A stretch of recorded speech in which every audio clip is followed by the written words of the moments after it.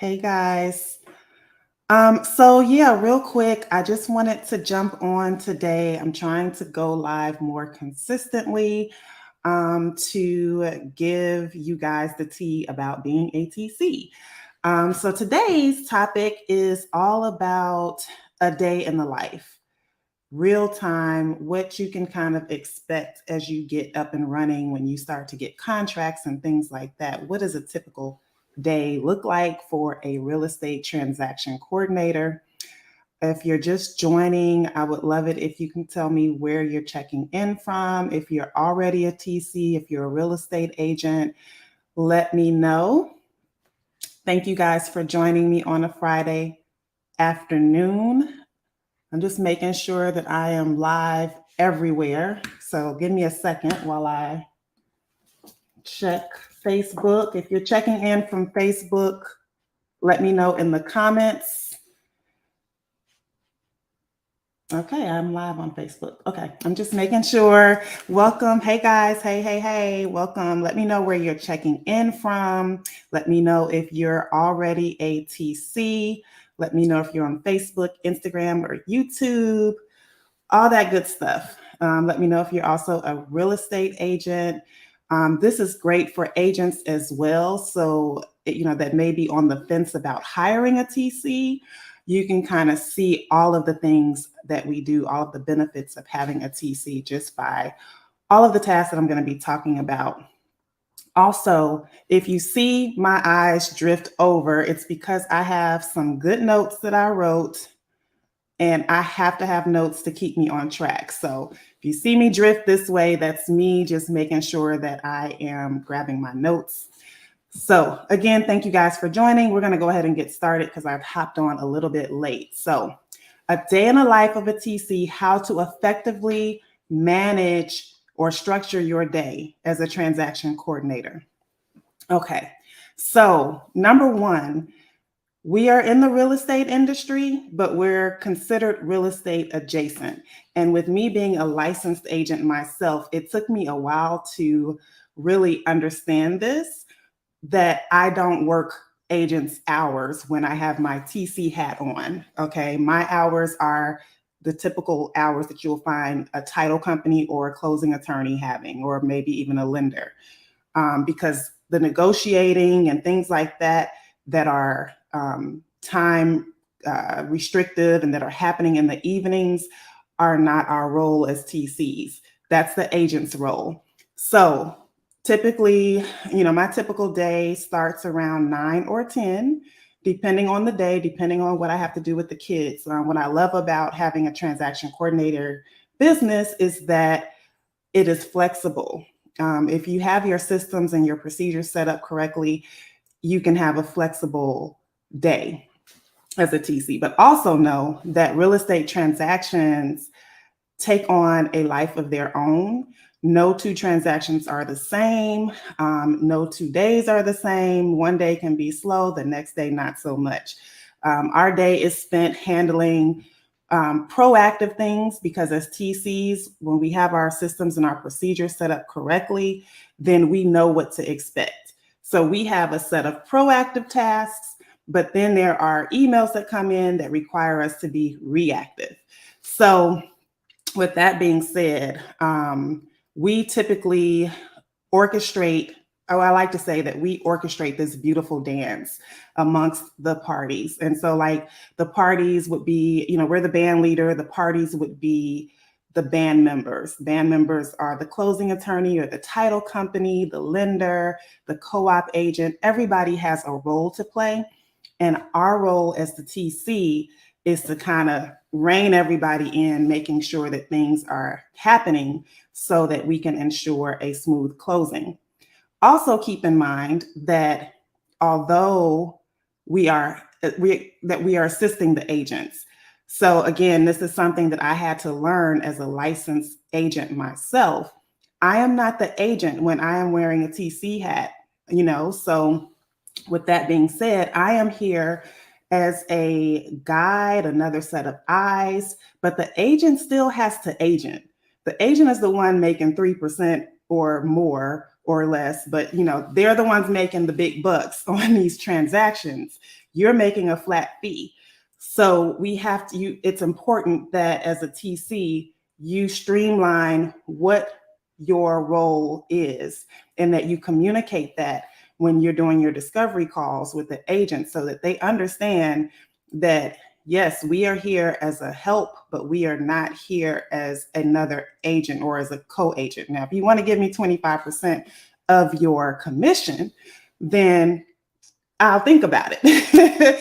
But just in general, as a TC, we're here as a help to the agent. The agents still, if they want to, work outside of the 9 to 6, if they want to work weekends, then that's what they do. We, however, operate similar to the title company.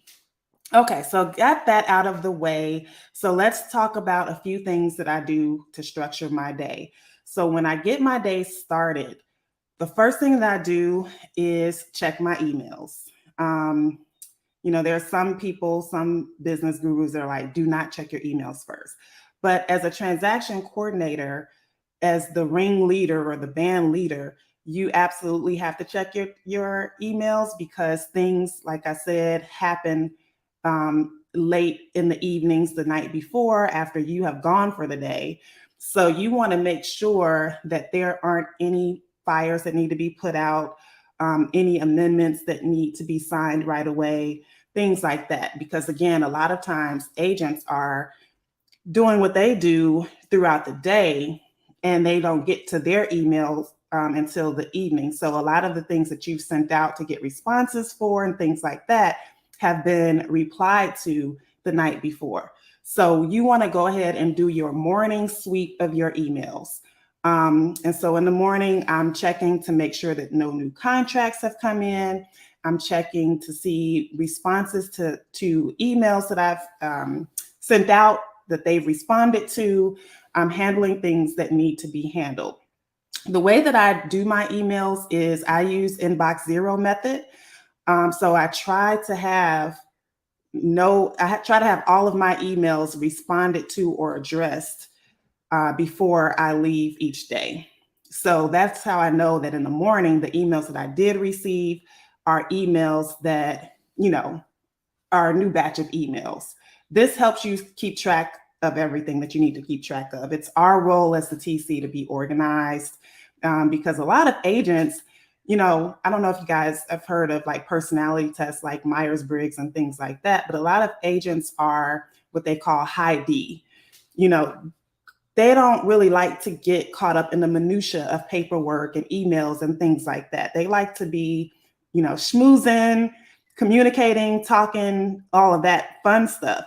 So it's our job to be that balance for them. So anyway, I'm sweeping my emails. I'm handling those. That can take anywhere from an hour to 2 hours, depending on what has come in.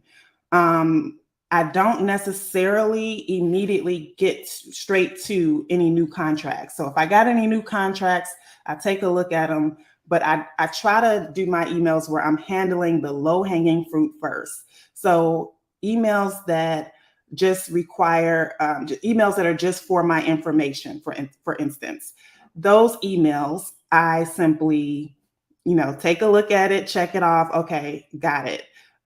Or it may be a response email to something that I needed. Let's say I asked for the utility companies for the seller to provide me those. Once they've responded, provided me those utility companies, then I'll immediately send it to the buyer if that's what the task is. Then that way I can check it off my task list and then I can archive that email. So that's how I handle it. I do the easy stuff first, the things that are just FYIs, read them, archive them, or drag them to the proper folder and done. And then if there are new contracts, I keep those in my inbox until I'm ready to handle those. I try to have new contracts onboarded the same day. So you just have to know how to prioritize and organize your day to make sure that you will have the time to do that. Let's see what else. I'm going to my notes here. So yes, go through my emails. The second thing that I do after emails, now it's time for me to go to my task list. So when you have your systems and your procedures set up, you already have a task list for each contract. For your market, the contracts that you get are majority boilerplate items.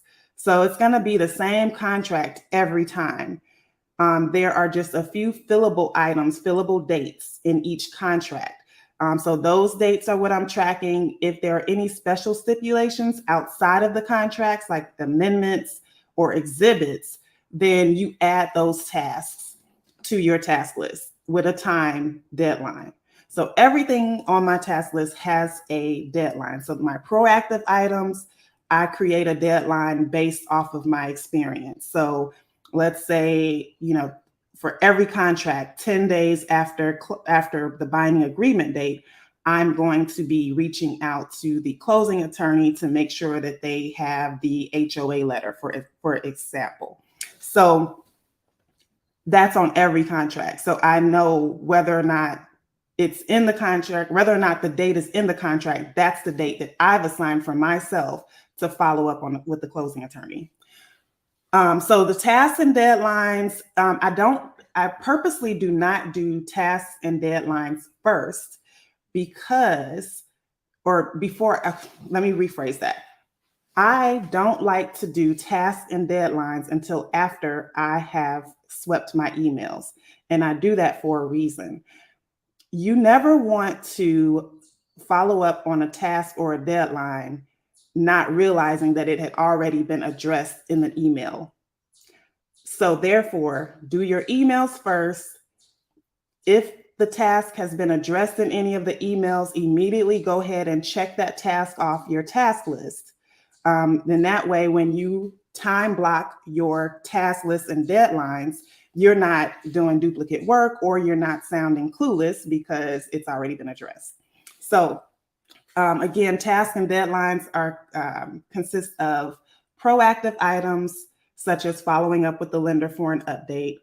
It also includes reactive items from the emails. So like, again, if somebody addressed or responded to an email, then you're reacting to that email and then you're checking it off the task list. The task list also has milestones or deadlines. So it'll have, for instance, the due diligence period. You'll have that deadline on your task list. So if the due diligence period is that day, then my task list is going to say, you need to send a reminder to your agent if you're representing the buyer and remind them that that task is due. So those are important. So what I typically do with my task list is I look for those first. In my particular task list, the important items are bolded. So by important items, I mean the contingency period. So you've got due diligence period here in Georgia, but in other states, you may have an inspection period or it may be called an option period. That's like the most important date because the buyer can typically terminate that agreement for any reason or no reason at all. And so because of that, they have so much leverage. And if they terminate after the due diligence period, like if they were thinking about changing their mind about the house and they're within their due diligence period, then they can terminate and get their earnest money back. But if they wait a day later and change their mind, they could lose their earnest money. So when you're representing the buyer's agent main role is to protect their client's earnest money. And so our main role is to help the agent do that, help them with reminders. So again, due diligence, whether it's the loan approval contingency, the appraisal contingency, you have those on your task list bolded. So if that day has come, then you're sending that agent an email saying, hey, is this moving forward? Are we good to go? Or do they need to terminate because today is the last day?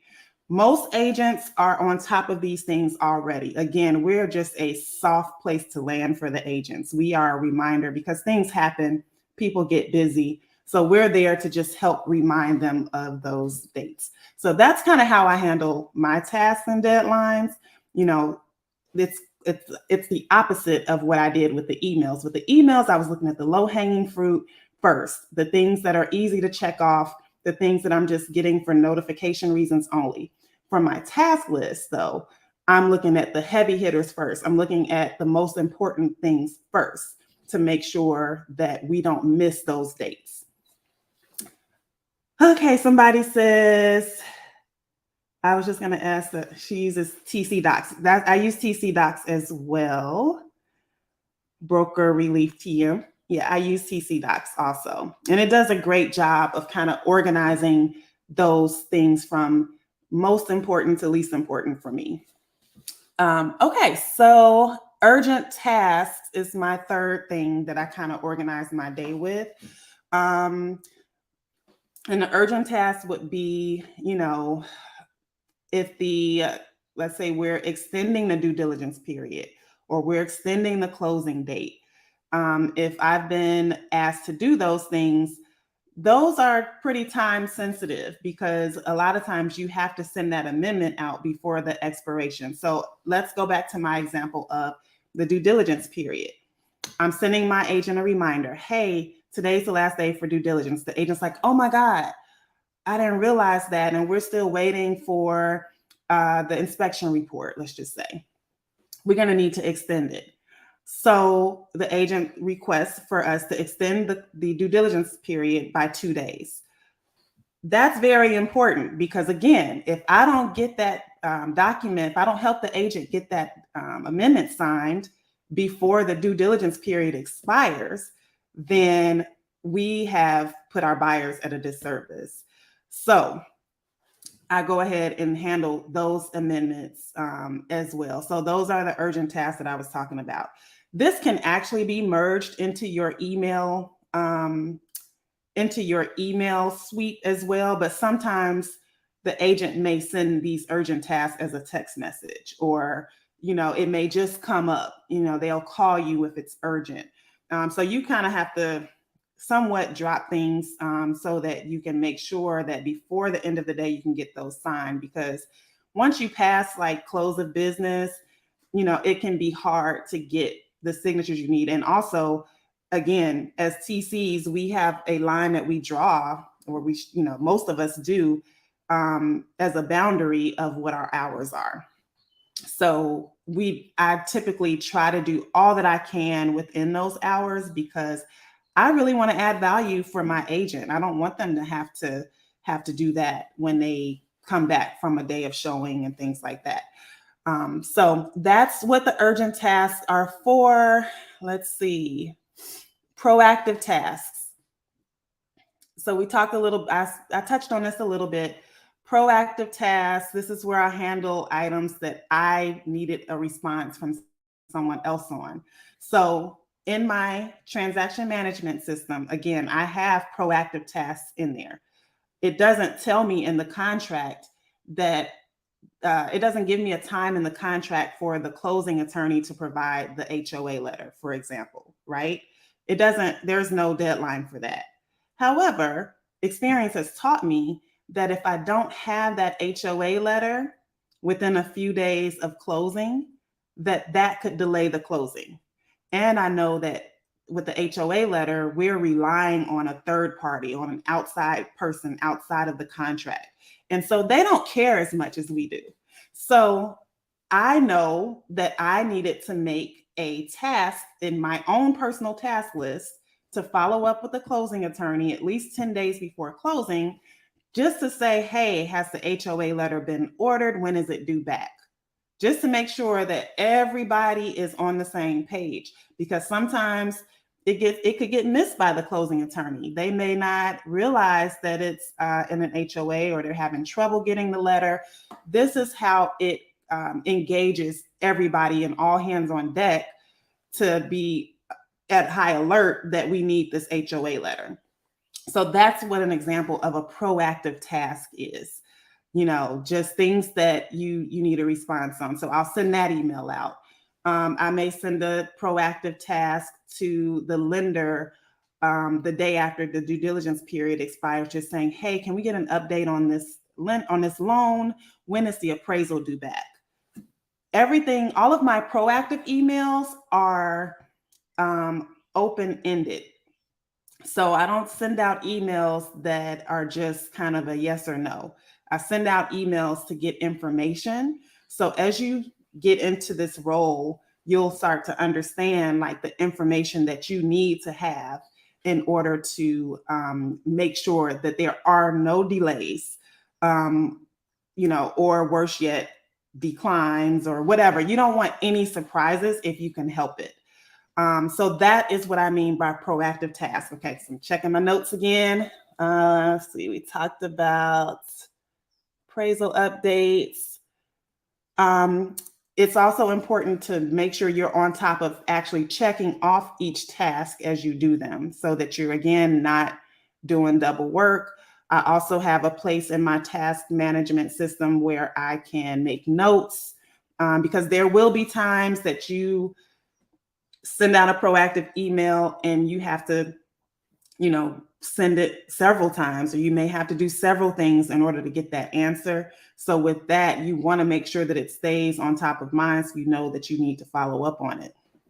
I also have certain proactive tasks that, let's say, like I may start off asking about the HOA letter, but then I may, after that, may like 5 days after that, I may have a whole different email template in my task list that just says, you know, also let us know if there's anything missing at this juncture that you need.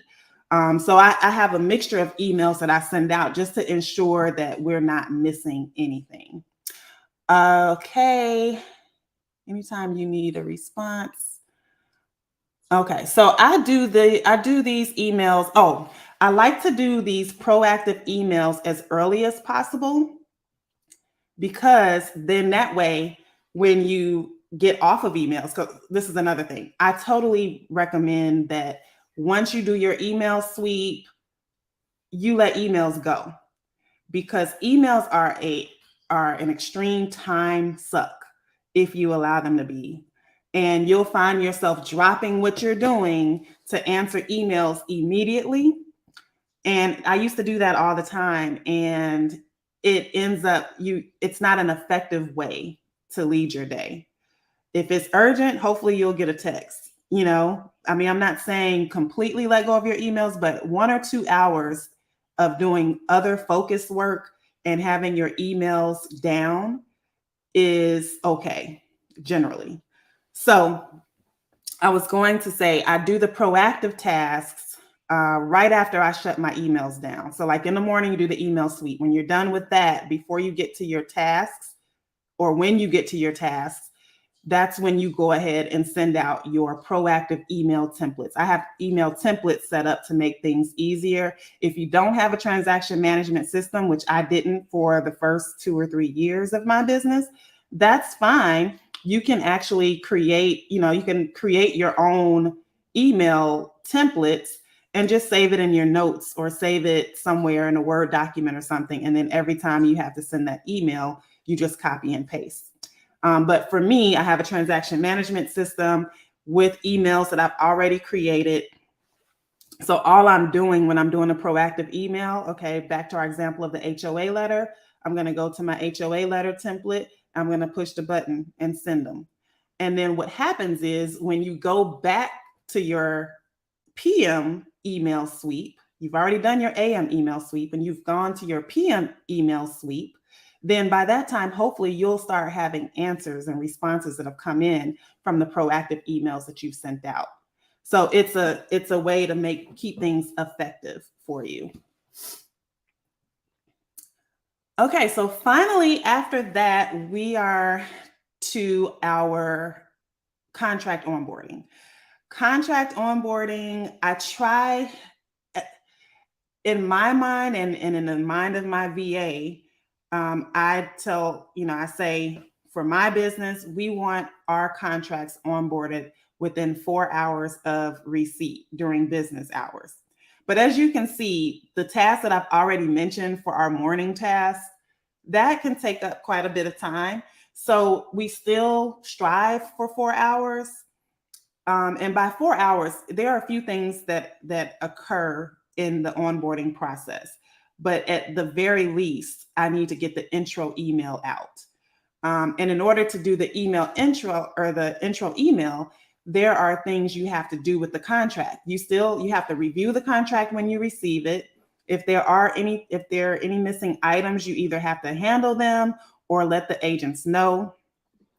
And then thirdly, you have to somewhat abstract the contract. And by abstract, I mean extrapolate all of the important dates, all of the important terms of the contract, and you have to enter them into your transaction management system. So all of that happens before the email can be generated, the intro email, which is a template in my system that I use. But you have to do all of that first. So with everything that we've done in the AM to prepare for the day and to address items from the day before and the reactive stuff and the proactive stuff, then to start with your onboarding, if you get more than one in a day, we may or may not be able to get the intro letter out, but we damn sure try. So for the most part, we do get them out the same day. So onboarding new contracts as they come in, we do that in the order that they were received. It could take anywhere from an hour to an hour and a half, depending on if there were items missing in the contract to get those onboarded. So anyway, keep that in mind that, try to, when you're creating your standard operating procedures, you definitely should have a line in the sand of what you're striving for with regards to, okay, we want to have this done within this amount of time, etc. And you really want to try to do that. But there will be one-off times where the day just may get the best of you. These are just guidelines I'm giving you of how, I won't even say a typical day goes, because there really aren't any typical days. But these are the things that you are responsible for any given day. And so it's up to you as the TC, as a business owner, to figure out how you're going to structure your day to make sure you get all of these things in the day. So some days is easier than others. So depending on, let's see, it says, depending on how long that took, now it's time to address the responses so you can knock out your task list. So again, we're back to the emails. So after we've done the onboarding, we're going back to checking the emails. Remember, I like to do inbox 0 to try to stay as organized as possible and to not miss things and to not repeat things. So also the way that I organize my email is each property or each transaction has its own folder. I use Microsoft Outlook. Although I have a Gmail or G Suite workspace account, I manage my emails through Microsoft Outlook. And so I create these folders. And so each item, if it has something to do with that transaction, it gets automatically put in its appropriate folder. I also have a management software just for that, where I make sure that in the subject line of each email that the address is there in the subject line. And so this software that I use actually automatically takes those items from the inbox and makes a copy and puts it in its property folder.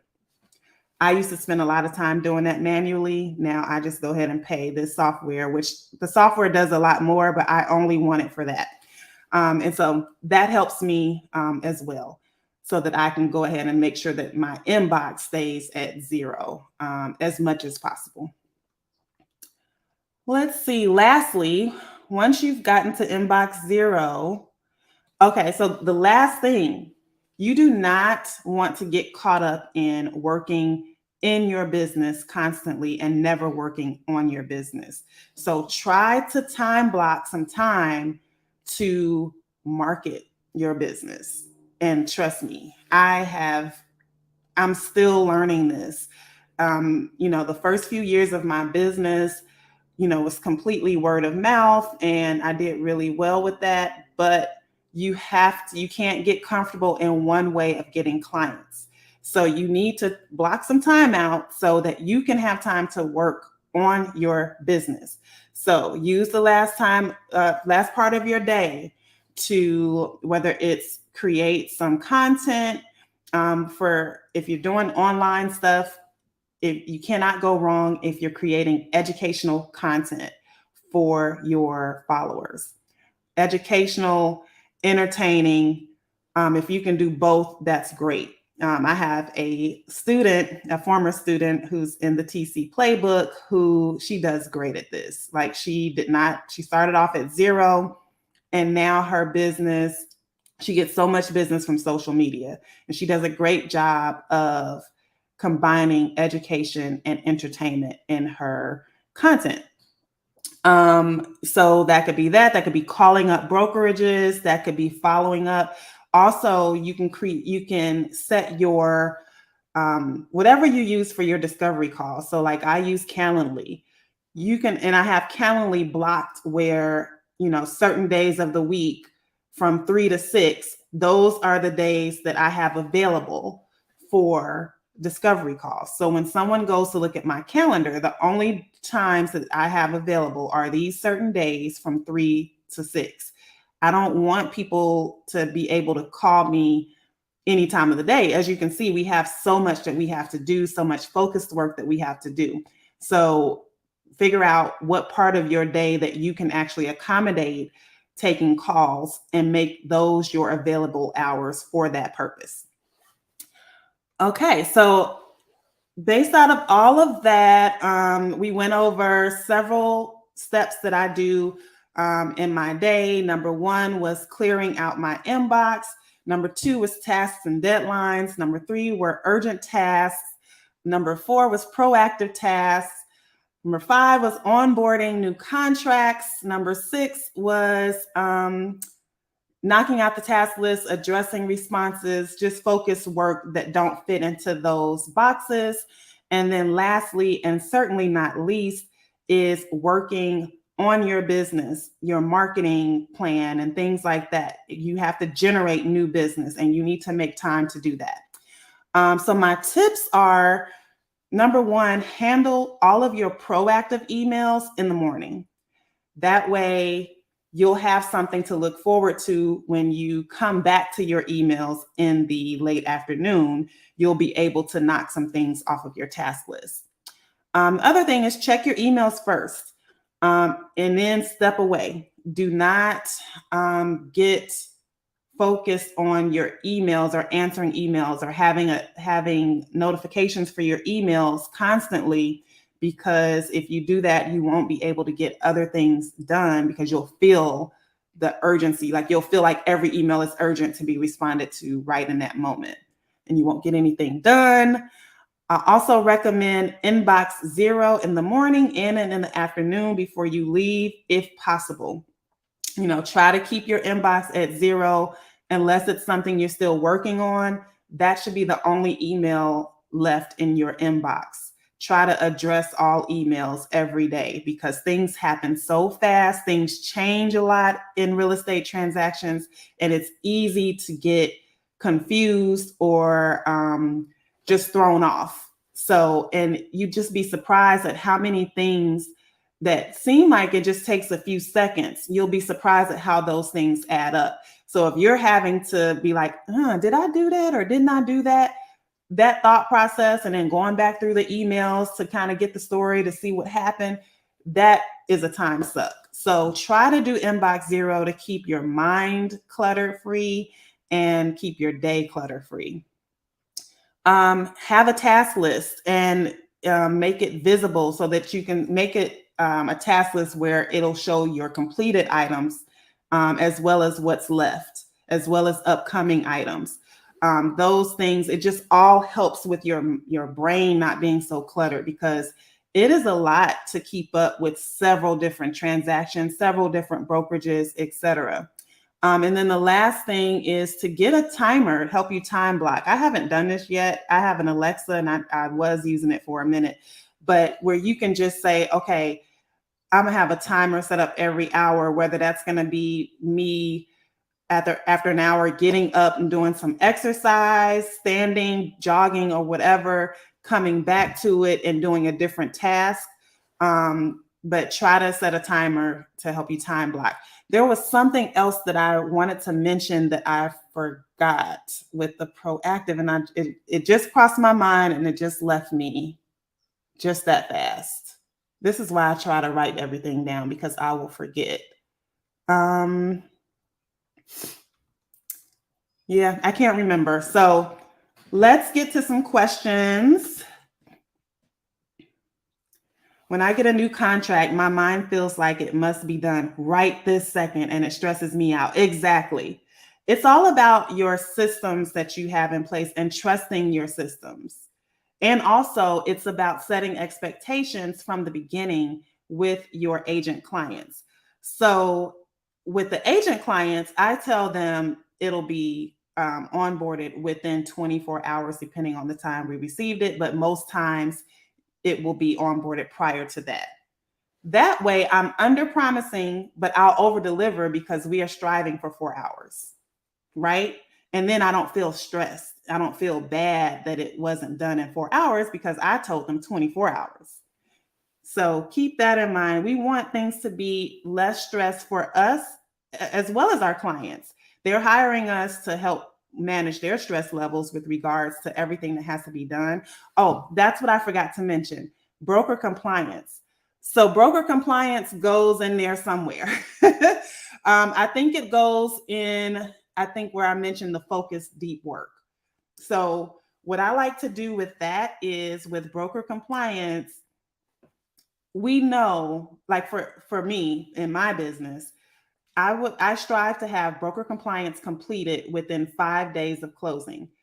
Most brokerages, that's enough time for them to generate the CDA or the PAC. That's the pay at close or the distribution agreement, or I can't think of what it's called. But basically, that's how the agent gets paid. Usually, brokers need to have you submit all of the documents. We need a clean, complete file within the broker compliance system in order for the agents to get paid. Sorry, my phone rang. In order for the agents to get paid.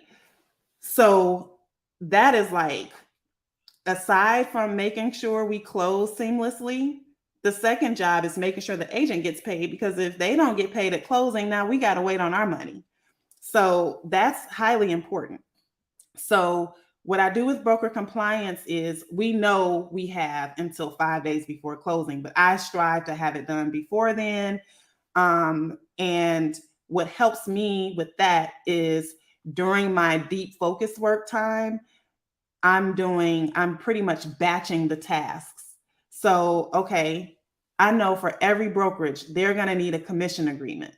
So if I have commission agreements that haven't been signed or haven't been done in that deep focus work, I'm going to batch commission agreements for all my deals that haven't been done. Get them out for signature. You know what I mean? Same with the affiliated business disclosure or the brokerage agreements. You know you need that for every deal. So in that hour or two that you're doing the deep focus work, that's when you do those items. Sorry. So that's how you handle that. Let me see, anything else I wanted to mention? I think that was it. Let me get to some of these questions.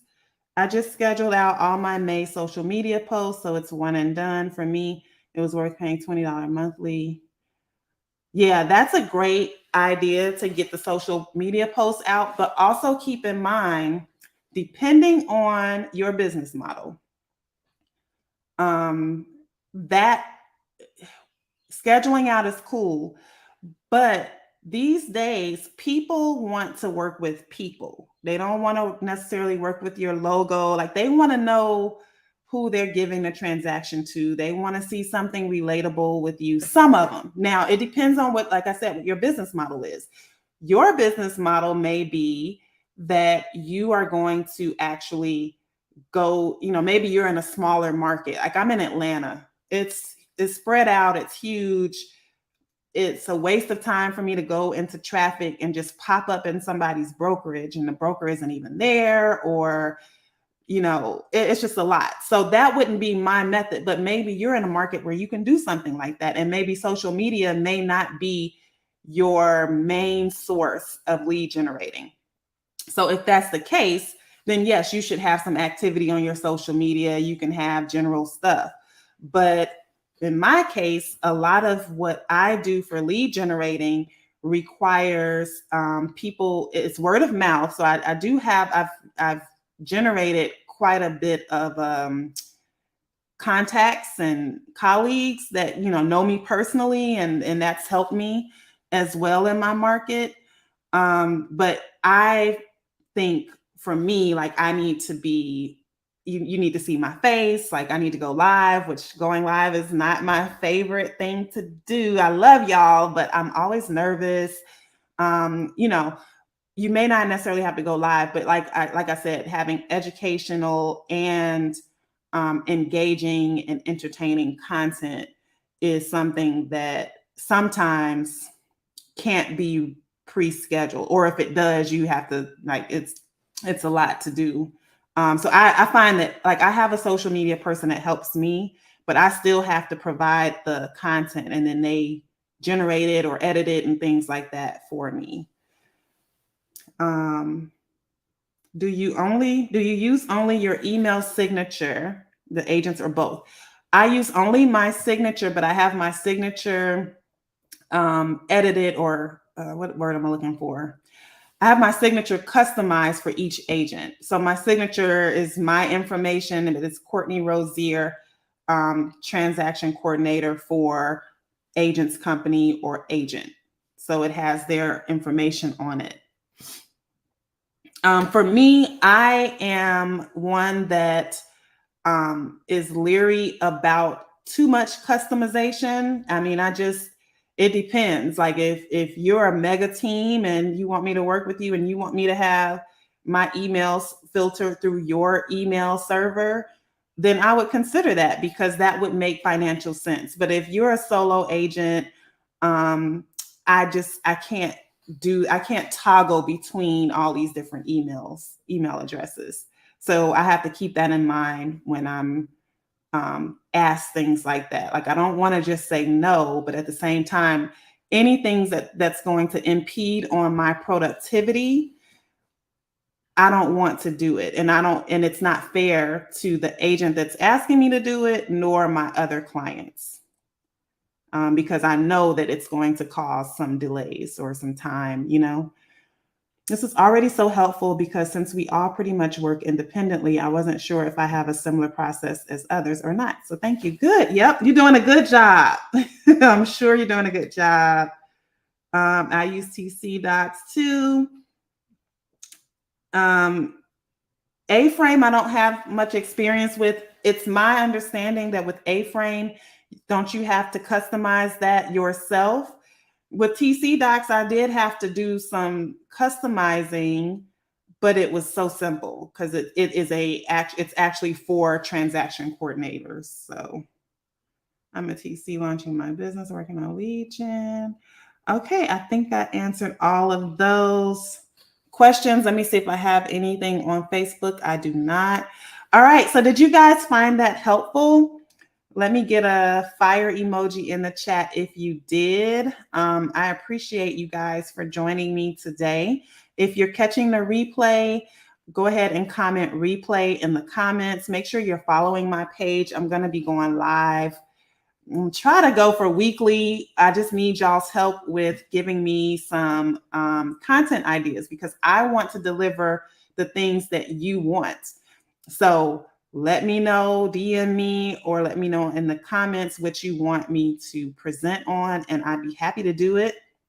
Also, be on the lookout if you're not familiar. I am a transaction management or transaction coordinator coach. My coaching system is called the TC Playbook.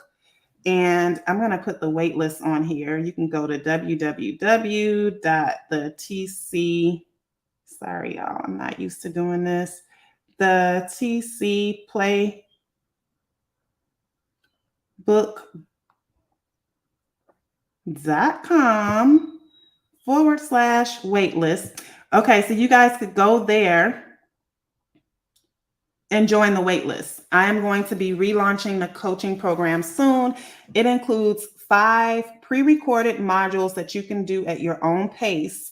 But what makes my training different is that in addition to the self-led modules, you get me. I also meet up with my students once a month, the first Wednesday of every month, where we go over, it's called Cocktails and Contracts, where we go over anything that you want to go over. We go over items from the course. We go over, anything that you're stuck with, anything you're anxious or concerned about, all of those things. It's a true coaching program, but it's once a month with me. And then there's a private TC community with alum that have gone through the course that are successful and doing great things. So they can also answer any of your one-off questions. The modules are based off of my Blitz framework. So it's branding, it's legitimizing. So that's all the legalities of your business. It's mindset. I call that part of it imagination to manifestation, because really you cannot launch your own business without some mindset shifts. And then from there, that's when we get into the nitty gritty. We go over the tools and the techniques of actually how to TC. So if you weren't aware of any of the things that I may have been talking about, some of the documents that were needed, some of the things that you need to do, that is what we cover in the tools and techniques. And then finally, we go over systems. What I just mentioned is a system. How we do what we do, how we do things effectively. All of that is a system, and it comes from my over 6 years of transaction coordination management as a licensed Georgia real estate agent. So if you're joining a replay, make sure you join that wait list. That wait list will also put you on our email list. So I'll be sharing, information with you. You'll be the first to know when we relaunch. And then also check out the blog. I got information on my blog as well. That's at the tcplaybook.com/blog. Okay, well, thank you guys for joining again, and I will see you soon. Bye.